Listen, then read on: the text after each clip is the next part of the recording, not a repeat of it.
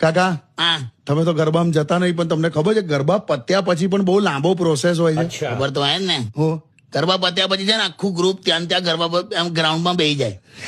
એ બધા એમ એવું વિચારતા હોય કે પેલા આ બધી ભીડ ન જવા દે એટલે પછી આપણે શાંતિથી જઈએ એવું વિચારીને બધા જ બેઠા હોય. અને જાય તો હામટા જ બધા ઉપડે. આખું ટોળું ગરબા ગ્રાઉન્ડ ની બહાર નીકળે વ્હીકલ લઈને એટલે આહાહાહા. પ્રેમમાં પડેલી સ્ત્રી કરતા સ્કૂટી પર ચડેલી સ્ત્રી વધારે ખતરનાક હોય છે. સાચી વાત છે. તો બધા આખું ગ્રુપ પછી જમવા જાય. હા બગસરાના ઘરેણામાંથી કલર ઉખડતો હોય ને પછી એનો બોયફ્રેન્ડ એને છેક સુધી મૂકવા જાય ઘર સુધી.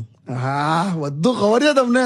એવું હોય મનગમતી વ્યક્તિને બાય કહેવું એ આપણી ભારતીય સિસ્ટમમાં 30 મિનિટની પ્રોસેસ છે. પછી પાછો ફરતો ફરતો ઘેર આવે, હા, પાછો ફોન કરે ગુડ નાઇટ કે. એમાં પણ પછી લાંબી વાત થાય નહીં. ના ના હવે એવું ક્યાં વાતો તો અમારા જમાનામાં થતી હતી. અત્યારે તો તમે બોલો ને તમે બોલો, તમે હવે કશું છે જ નહીં વાતો કરવા માટે.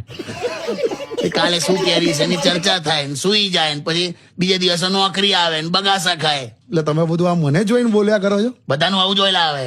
અચ્છા, મજા કરું, મજા મોજ મારો ભાઈ. ક્યા બાત હે. જે પસાર થઈ રહ્યો છે ને એ સમય નહીં પણ તમારી જિંદગી છે. ક્યા બાત હે. એટલે મોજ કરો. વાહ.